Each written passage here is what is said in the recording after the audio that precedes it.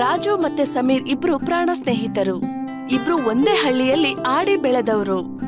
ಹರಿಪುರ್ ಇದು ಒಂದು ಸಂಬಂಧದ ಗೂಡಾಗಿತ್ತು. ಇಬ್ರು ಮರದ ಮೇಲ್ ಆಡ್ತಾ ನೀರಲ್ಲಿ ಈಜುತ್ತಾ ಒಟ್ಟಿಗೆ ಬೆಳೆದವರು ಮತ್ತು ಒಂದೇ ಸ್ಕೂಲಲ್ಲಿ ಓದ್ತಾ ಇದ್ರು. ಆದ್ರೆ ಸಮಯ ಕಳೆದಂತೆ ಸಮೀರ್ ಅಪ್ಪಂಗೆ ಪಟ್ಟಣದಲ್ಲಿ ಕೆಲ್ಸ ಸಿಕ್ತು. ಆಗ ಸಮೀರ್ ಹಳ್ಳಿ ಬಿಟ್ಟು ಫ್ಯಾಮಿಲಿ ಜೊತೆ ಸಿಟಿಗೆ ಶಿಫ್ಟ್ ಆಗ್ಬೇಕಾಯ್ತು. ನನಗ್ ನಂಬಕ್ಕೆ ಆಗ್ತಿಲ್ಲ, ನನ್ನ ಬಿಟ್ಟು ನೀನು ಸಿಟಿಗೆ ಹೋಗ್ತಾ ಇದೆಯಾ ಅಂತ ಗೆಳೆಯ. ಯಾರು ಹೇಳಿದ್ದು ನಾನು ಬಿಟ್ಟು ಹೋಗ್ತೀನಿ ಅಂತ?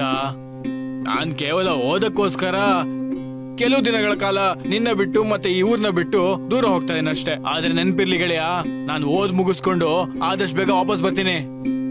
ನನಗ್ ಕಾಲ್ ಮಾಡ್ತಾ ಇರು, ಸರಿನಾ? ಟೆನ್ಷನ್ ಮಾಡ್ಕೋಬೇಡ, ನಾನು ನಿನ್ನ ಹತ್ರ ಎಲ್ಲಾ ವಿಷಯನೂ ಶೇರ್ ಮಾಡ್ಕೋತಾ ಇರ್ತೀನಿ. ಸಮೀರ್ ಮಾತ್ ಕೇಳಿದ ನಂತರ ರಾಜು ಮುಖದಲ್ಲಿ ನಗು ಕಾಣಿಸ್ಕೊಳ್ತು. ಅವನು ಸಂತೋಷದಿಂದನೇ ತನ್ನ ಸ್ನೇಹಿತನನ್ನ ಕಳಿಸ್ಕೊಟ್ಟ. ನೋಡ್ತಾ ನೋಡ್ತಿದ್ದ ಹಾಗೆ ಎಲ್ಲ ಬದಲಾಯ್ತು. ಸಮೀರ್ ಸಿಟಿಗೆ ಹೋದ್ಮೇಲೆ ರಾಜು ಮತ್ತೆ ಸಮೀರ್ ದೂರ ದೂರ ಆದ್ರು. ರಾಜು ತನ್ನ ಹಳ್ಳಿಯಲ್ಲಿ ಅಪ್ಪ ಅಮ್ಮನಿಗೆ ಸಹಾಯ ಮಾಡ್ತಾ ಇದ್ದ. ಆ ಕಡೆ ಸಮೀರ್ ತನ್ನ ಹೊಸ ಸ್ನೇಹಿತರೊಂದಿಗೆ ಆಟ ಆಡೋದಿಕ್ ಶುರು ಮಾಡ್ದ. ಹೋಗ್ತಾ ಹೋಗ್ತಾ ಸಿಟಿ ಅವನಿಗೆ ಅಡ್ಜಸ್ಟ್ ಆಯ್ತು. ಅಲ್ಲಿಯ ಬಿಲ್ಡಿಂಗ್ಗಳು, ಮಾಲ್, ವೆಹಿಕಲ್ಗಳು, ದೊಡ್ಡ ದೊಡ್ಡ ಥಿಯೇಟರ್ಗಳು ಇದನ್ನೆಲ್ಲ ನೋಡಿ ಸಮೀರ್ ಮೋಹಿತಗೊಂಡಿದ್ದ. ಮತ್ತವನಿಗೆ ರಾಜು ನೆನಪು ಕೂಡ ಇರ್ಲಿಲ್ಲ. ಅವನು ಎಲ್ಲ ಮರ್ತಿದ್ದ. ಅದ್ರಿಂದ ರಾಜು ತುಂಬಾ ಬೇಜಾರುಗೊಂಡಿದ್ದ. ಏನಾಯ್ತು? ನೀನ್ ಯಾಕೆ ಇಷ್ಟೊಂದು ಸೈಲೆಂಟ್ ಆಗಿದ್ಯಾ? ಏನು ಇಲ್ಲಪ್ಪ, ಅದ್ ನಾನು ಸಮೀರ್ ಕಾಲ್ಗೆ ವೇಟ್ ಮಾಡ್ತಾ ಇದ್ದೆ. ಆದ್ರೆ ತುಂಬಾ ತಡವಾಗೋಯ್ತು, ಅವ್ನ್ ಕಾಲೇ ಬಂದಿಲ್ಲ. ನಾನೇ ಕಾಲ್ ಕೂಡ ಮಾಡಿದೆ, ಆದ್ರೆ ಅವ್ನ್ ಕಾಲ್ನ ರಿಸೀವ್ ಮಾಡಿಲ್ಲ. ಬಹುಶಃ ಅವನು ಯಾವುದೋ ಕೆಲ್ಸದಲ್ಲಿ ಬ್ಯುಸಿ ಆಗಿರ್ಬೇಕು. ರಾಜುವಿನ ಬೇಸರ ಅವನ ಮುಖದಲ್ಲಿ ಕಾಣಿಸ್ಕೊಳ್ತಾ ಇತ್ತು. ಆದ್ರೆ ಅವನು ಏನು ಮಾಡೋದಿಕ್ಕೂ ಸಾಧ್ಯ ಇರ್ಲಿಲ್ಲ. ಕೊನೆಗೂ 4 ದಿನಗಳ ನಂತರ ಸಮೀರ್ ಕಾಲ್ ಮಾಡ್ದ. ಅದನ್ನ ನೋಡಿ ರಾಜು ತುಂಬಾ ಖುಷಿ ಪಟ್ಟ. ಹಲೋ, ಏ ಸಮೀರ್, ನೀನ್ ಎಲ್ಲಿದ್ಯೋ? ನಿಂಗೆ ಎಷ್ಟು ಸಲ ಕಾಲ್ ಮಾಡ್ದೆ, ಮೆಸೇಜ್ ಕೂಡ ಮಾಡ್ದೆ, ಆದ್ರೆ ನೀನು ಆನ್ಸರೇ ಮಾಡ್ತಾ ಇರ್ಲಿಲ್ಲ ಯಾವುದಕ್ಕೂ. ಕಣೋ ಸಾರಿ.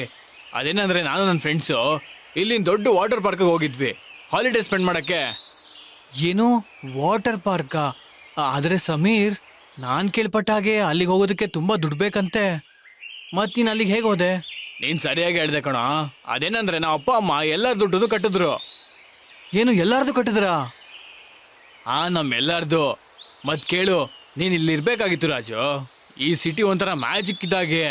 ನಿನಗಿಲ್ಲಿ ಎಲ್ಲ ಕೂಡ ಸಿಗುತ್ತೆ, ನಿನಗೇನ್ ಬೇಕೋ ಅದು ಎಲ್ಲ ಕೂಡ. ನೀನ್ ಇಲ್ಲಿ ಇದ್ದಿದ್ರೆ ನಮ್ಮ ಜೊತೆ ವಾಟರ್ ಪಾರ್ಕ್ ಕೂಡ ಬರ್ಬೋದಾಗಿತ್ತು. ನಮ್ಮ ಅಪ್ಪ ಅಮ್ಮ ನಿನ್ ದುಡ್ಡು ಕೂಡ ಕೊಡ್ತಾ ಇದ್ರು, ಗೊತ್ತಾ ನಿನಗೆ?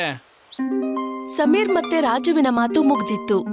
ಆಗ ರಾಜುಗನ್ಸಿದ್ದು, ಸಮೀರ್ ಅಪ್ಪ ಅಮ್ಮನ್ ತರ ನಮ್ಮ ಅಪ್ಪ ಅಮ್ಮ ಕೂಡ ವಿದ್ಯಾವಂತರಾಗಿದ್ರೆ ಮತ್ತೆ ಹಣವಂತರಾಗಿದ್ದಿದ್ರೆ ನಾನು ಕೂಡ ಸಿಟಿಯ ವಾಟರ್ ಪಾರ್ಕ್ ಅಲ್ಲಿ ಮಜಾ ಮಾಡ್ಬೋದಿತ್ತು, ತುಂಬಾ ಖುಷಿಯಾಗಿರ್ಬೋದಿತ್ತು ಅಂತ ಯೋಚನೆ ಮಾಡ್ತಿದ್ದ. ಅವನಿಗೆ ಆ ಹಳ್ಳಿ, ಅವನ್ ಮನೆ ಮತ್ತೆ ಅಲ್ಲಿ ಸ್ಥಿತಿ ಮೇಲೆ ತುಂಬಾ ಬೇಜಾರಾಗ್ತಾ ಬಂತು. ಇಲ್ಲ ಇಲ್ಲ, ಇಲ್ಲಿ ಏನೂ ಇಲ್ಲ, ಏನೂ ಇಲ್ಲ. ಒಂದ್ ಒಳ್ಳೆ ಸ್ಕೂಲ್ ಇಲ್ಲ, ಇಲ್ಲಿ ಸರಿಯಾದ ಮನೆ ಕೂಡ ಇಲ್ಲ, ಒಂದ್ ವಾಟರ್ ಪಾರ್ಕ್ ಇಲ್ಲ. ನಾನಿಲ್ಲಿರೋದಿಲ್ಲ. ಪಾಪ ರಾಜು ತನ್ ಬೇಜಾರಿಂದ ದಿನೇ ದಿನೇ ಕುಗ್ಗುತ್ತಾನೆ ಹೋಗ್ತಾ ಇದ್ದ. ಅವನು ಬೇರೆ ಮಕ್ಳು ತರ ಮಜಾ ಮಾಡ್ಬೇಕು ಅಂತ ಬಯಸ್ತಾ ಇದ್ದ. ಆದ್ರೆ ಅದೇ ಹೇಗ್ ಸಾಧ್ಯ? ತನ್ನ ಬಡತನದಿಂದ ಅದವನಿಗೆ ಸಾಧ್ಯವಾಗಿರ್ಲಿಲ್ಲ. ಅವನು ಯಾವಾಗ್ಲೂ ತನ್ನನ್ ತಾನು ತುಂಬಾ ದೂಷಿಸ್ಕೋತಾ ಇದ್ದ. ರಾಜು ಮಗ್ನೆ, ಸ್ವಲ್ಪ ಇಲ್ಲಿ ಬಾರಪ್ಪ. ಇದನ್ನ ಎತ್ತೋದಕ್ಕೆ ನನಗೆ ಸ್ವಲ್ಪ ಸಹಾಯ ಮಾಡು. ಇಲ್ಲ, ನಾನಿದ್ನ ಮಾಡೋದಿಲ್ಲ.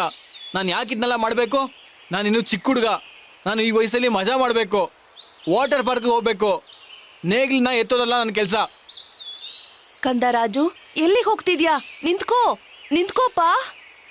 ಅಯ್ಯೋ, ಈ ರಾಜು ಗಿದ್ದಕ್ಕಿದ್ದಾಗ ಏನಾಯ್ತು ಗೊತ್ತಿಲ್ಲ ರೀ. ನನ್ ಮಗ ಯಾವತ್ತೂ ಆತರ ಮಾತಾಡ್ದವನೇ ಅಲ್ಲ. ಅವನಿಗೇನೋ ಬೇಜಾರಾಗಿದೆ ಅಂತ ಅನ್ಸುತ್ತೆ. ಗೊತ್ತಿಲ್ಲ, ಆದ್ರೆ ಇವನೇನ್ ಹೇಳ್ತಿದ್ದ? ವಾಟರ್ ಪಾರ್ಕು ಹಾಗಂದ್ರೆ ಏನು? ರಾಜುವಿನ ಈ ನಡವಳಿಕೆ ತನ್ನ ಅಪ್ಪ ಅಮ್ಮಂಗೆ ತುಂಬಾನೇ ಹೊಸದಾಗಿತ್ತು. ಅವರು ಅವನ್ ಬಗ್ಗೆ ಚಿಂತೆ ಮಾಡೋದಕ್ಕೆ ಶುರು ಮಾಡಿದ್ರು. ಆದ್ರೆ ಆಗಿರೋದಾದ್ರೂ ಏನು? ರಾಜು ಪ್ರತಿದಿನ ತನ್ನ ತಂದೆ ತಾಯಿ ಮೇಲೆ ಬೇಜಾರ್ ಮಾಡ್ಕೊಂಡು ಕೂಗಾಡ್ತಿದ್ದ. ಅವನು ಕೆಲ್ಸ ಏನೋ ಮಾಡ್ತಿದ್ದ, ಆದ್ರೆ ಅವನ್ ಗಮನ ಖಂಡಿತ ಅಲ್ಲಿ ಇರ್ಲಿಲ್ಲ. ಅವನು ಸಿಟಿಗೆ ಏನಕ್ಕೆ ಹೋಗೋಕಾಗೋದಿಲ್ಲ? ಎಲ್ಲ ಹುಡುಗರ ತರ ಅವನೇನಿಕ್ ಆಟ ಆಡೋದಿಕ್ಕಾಗೋದಿಲ್ಲ? ರಾಜು ಒಂದಿನ ತುಂಬಾ ಕೋಪದಲ್ಲಿ ದೂರದ ಒಂದು ಕಾಡಿಗೆ ಹೊರಟ. ತನ್ನಷ್ಟಕ್ ತಾನೇ ಮಾತಾಡೋದಿಕ್ಕೆ ಶುರು ಮಾಡ್ದ. ಇಲ್ಲ, ನಾನಿಲ್ಲಿ ಹೀಗೆ ಸುಮ್ಮನೆ ಕೂತ್ಕೊಂಡಿರಬಾರ್ದು. ನಾನೇನಾದ್ರೂ ಮಾಡ್ಬೇಕು. ನಾನು ಕೂಡ ಸಿಟಿಗೆ ಹೋಗ್ಬೇಕು. ನನ್ನ ಲೈಫು ತುಂಬಾ ಚೆನ್ನಾಗಿರ್ಬೇಕು. ಅಪ್ಪ ಅಮ್ಮನ ಕಾರಣದಿಂದಾಗಿ ನಾನೇ ಯಾಕೆ ಇಲ್ಲೇ ಇರಬೇಕು? ನನ್ನ ಹಣೆ ಬರ ನಾನೇ ಬರ್ಕೋತೀನಿ. ನಾನು ದುಡ್ಡು ಸಂಪಾದನೆ ಮಾಡ್ತೀನಿ, ಮತ್ತೆ ಸಿಟಿಗೆ ಹೋಗ್ತೀನಿ, ಅಲ್ಲೇ ಓದ್ತೀನಿ, ಮತ್ತೆ ಸಮೀರ್ ಜೊತೆ ವಾಟರ್ ಪಾರ್ಕ್ಗೆ ಹೋಗ್ತೀನಿ. ಅದೇ ಒಳ್ಳೇದು. ಅವನು ತನ್ನಷ್ಟಕ್ಕೆ ತಾನು ಮಾತಾಡ್ತಾ ಇರುವಾಗ ಒಂದು ಕೀಟ ಇದ್ದಂತಹ ಬಾಲ್ ಅಚಾನಕ್ಕಾಗಿ ಅಲ್ಲಿಗೆ ಬಂದ್ ಬಿತ್ತು. ಅದನ್ನ ನೋಡಿ ರಾಜುಗೆ ತುಂಬಾ ಆಶ್ಚರ್ಯ ಆಯ್ತು. ಅವನು ಆ ಬಾಲ್ನ ತನ್ನ ಕೈಯಿಂದ ಎತ್ಕೊಂಡ. ಅವನು ಆ ಬಾಲ್ನ ತನ್ನ ಕೈ ಮೇಲೆ ಎತ್ಕೊಂಡಾಗ ಆ ಬಾಲಿಂದ ಒಬ್ಬ ಮನುಷ್ಯ ಹೊರಗಡೆ ಬಂದ. ಅದೊಂದ್ ರೀತಿ ಚಮತ್ಕಾರ ಆಗಿತ್ತು. ಅಯ್ಯೋ, ಹೀಗಾಗೋದಕ್ಕೆ ಹೇಗೆ ಸಾಧ್ಯ? ಯಾರು ನೀನು? ನಾನೊಬ್ಬ ಮಾಯಾವಿ. ಏನು, ಮಾಯಾವಿನ? ಹಾ, ನಾನ್ ಕೇಳ್ಪಟ್ಟೆ ನೀನು ಸಿಟಿಗೆ ಹೋಗ್ಬೇಕು ಅನ್ಕೊಂಡಿದ್ಯಂತೆ. ನೀವು ಬಚ್ಚಿಟ್ಕೊಂಡು ನನ್ನ ಮಾತು ಕೇಳಿದ್ರ? ನಾನು ಏನ್ ಕೇಳದ್ನೋ ಅದಕ್ಕೆ ಉತ್ತರ ಕೊಡು. ನೀನು ಸಿಟಿಗೆ ಹೋಗ್ಬೇಕು ಅನ್ಕೊಂಡಿದ್ಯಾ? ಹಾ, ನಾನು ವಾಟರ್ ಪಾರ್ಕ್ ಹೋಗ್ಬೇಕು.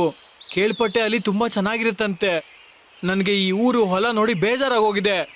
ನಾನು ಕೂಡ ಸಿಟಿಗೆ ಹೋಗ್ಬೇಕು, ಮಜಾ ಮಾಡಬೇಕು. ಸರಿ, ನಾನು ಈಗಲೇ ಏನೊಂದು ಮಾಡ್ತೀನಿ. ರಾಜುವಿನ ಮಾತು ಕೇಳಿದ ಆ ಜಾದುಗಾರ ಯೋಚನೆ ಮಾಡ್ತಾ ಇದ್ದ. ಆಗ ಅವನು ನೀರಿಂದ ಕೂಡಿದ ಒಂದು ಬಾಟಲ್ನ ರಾಜು ಕೊಟ್ಟ ಮತ್ತೆ ಹೇಳ್ದ, ಈ ನೀರ್ನ ನೀನು ಯಾವ್ದಾದ್ರು ಒಣಗೋಗಿರೋ ಕೊಳದಲ್ಲ ಹಾಕ್ಬಿಡು, ಮತ್ತೆ ಅಲ್ಲೇ ಒಂದು ಇಚ್ಛೆಯನ್ನ ಕೇಳ್ಕೊ. ಆಮೇಲೆ ನೋಡು, ನಿನ್ನ ಎಲ್ಲ ಇಚ್ಛೆ ಪೂರ್ತಿ ಆಗುತ್ತೆ. ಜಾದುಗಾರನ ಮಾತನ್ನು ಕೇಳಿದ ರಾಜು ತುಂಬಾ ಆಶ್ಚರ್ಯಗೊಂಡ. ಅವನಿಗಿದೆಲ್ಲ ಒಂದು ತಮಾಷೆ ತರ ಅನಿಸ್ತಾ ಇತ್ತು. ಆದ್ರೆ ಅವನು ಆ ಬಾಟಲ್ನ ತನ್ನ ಜೊತೆ ತನ್ನ ಹಳ್ಳಿಗೆ ತಗೊಂಡ್ ಹೊರಟ. ಅವನು ಹೋಗ್ತಾ ಹೋಗ್ತಾ ಅವನ ಮನ್ಸಲ್ಲಿ ಒಂದು ಸಂಶಯ ಕಾಡ್ತಾ ಇತ್ತು. ಅದೇನಂದ್ರೆ, ಈ ಜಾದು ಇರೋ ನೀರು ನನಗೆ ನಿಜವಾಗ್ಲೂ ಸಹಾಯ ಮಾಡುತ್ತಾ? ಹಳ್ಳಿಗೆ ಹೋಗ್ತಿದ್ದಾಗೆ ರಾಜು ತನ್ನ ಬಾಟಲ್ ಅಲ್ಲಿದ್ದ ಆ ಜಾದು ನೀರನ್ನ ಒಂದು ಕೆರೆಗೆ ಹಾಕ್ಬಿಟ್ಟ. ಮತ್ತೊಂದು ಆಸೆನ ಕೇಳ್ಕೊಂಡ. ಆದ್ರೆ ವಿಚಿತ್ರ ಏನಂದ್ರೆ, ಆ ಜಾದು ನೀರಿಂದ ಏನೂ ಆಗ್ಲಿಲ್ಲ. ರಾಜು ಮತ್ತೆ ನಿರಾಶೆಗೊಂಡ. ಹಾ, ಎಲ್ಲ ಸುಳ್ಳು. ಎಲ್ಲರೂ ನನ್ನ ಹತ್ರ ಸುಳ್ಳು ಹೇಳ್ತಾರೆ. ರಾಜು ಕೋಪದಿಂದ ಮನೆಗ್ ಬಂದು ಸುಮ್ನೆ ಊಟ ಮಾಡಿ ಮಲಕ್ಕೊಂಡ. ಆದ್ರೆ ಅವನಿಗೆ ಗೊತ್ತಿರ್ಲಿಲ್ಲ, ಮುಂದೆ ಬರೋ ದಿನ ನನ್ ಜೀವನನೇ ಬದಲಾಯಿಸುತ್ತೆ ಅಂತ. ಹಾಗೆ ನಿದ್ದೆ ಮಾಡ್ದ. ಮಾರನೇ ದಿನ ರಾಜು ಗಡಿಬಿಡಿನಲ್ಲಿ ಮೇಲೆದ್ದ. ಅವನಿಗೆ ಮಕ್ಕಳು ಕಿರ್ಚಾಟ ಕೇಳಿಸ್ತಾ ಇತ್ತು. ಅವನು ಹೊರಗಡೆ ಹೋಗಿ ನೋಡ್ದಾಗ ಅವನ್ ಕಣ್ಣನ್ ಅವನೇ ನಂಬೋದಿಕ್ಕಾಗ್ಲಿಲ್ಲ. ಆ ರೀತಿ ಒಂದು ದೃಶ್ಯ ಇತ್ತು. ಇಡೀ ಹಳ್ಳಿ ವಾಟರ್ ಪಾರ್ಕ್ ಆಗಿ ಬದಲಾಗಿತ್ತು. ಮಕ್ಕಳು ಅದ್ರಲ್ಲಿ ಆಟ ಆಡ್ತಾ ಇದ್ರು, ಖುಷಿಯಾಗಿ ನಗ್ತಾ ಇದ್ರು, ಮಜಾ ಮಾಡ್ತಾ ಇದ್ರು. Water park! ಅಮ್ಮ, ಅಪ್ಪ, ಇಲ್ಲಿ ನೋಡಿ ಎಷ್ಟು ಮಜಾ ಬರ್ತಾ ಇದೆ. ರಾಜುವಿನ ಖುಷಿ ನೋಡಿ ಅವ್ರ ಅಪ್ಪ ಅಮ್ಮ ಕೂಡ ತುಂಬಾ ಸಂತೋಷ ಪಟ್ರು. ಇಡೀ ಹಳ್ಳಿ ಜನ ತಮ್ಮ ಮಕ್ಕಳುಗಳ ಜೊತೆ ಸೇರಿ ಅವರು ಕೂಡ ಖುಷಿ ಪಟ್ರು. ಆ ದಿನ ಇಡೀ ಹಳ್ಳಿ ಜನ ತಮ್ಮ ಚಿಂತೆನೆಲ್ಲ ದೂರ ಮಾಡಿ ಆಟ ಆಡೋದಕ್ಕೆ ಶುರು ಮಾಡಿದ್ರು. ಅಬ್ಬಾ, ಇದೆಂತ ತುಂಬಾ ಚೆನ್ನಾಗಿದೆ. ಸರಿಯಾಗಿ ಹೇಳ್ದೆ ನೀನು.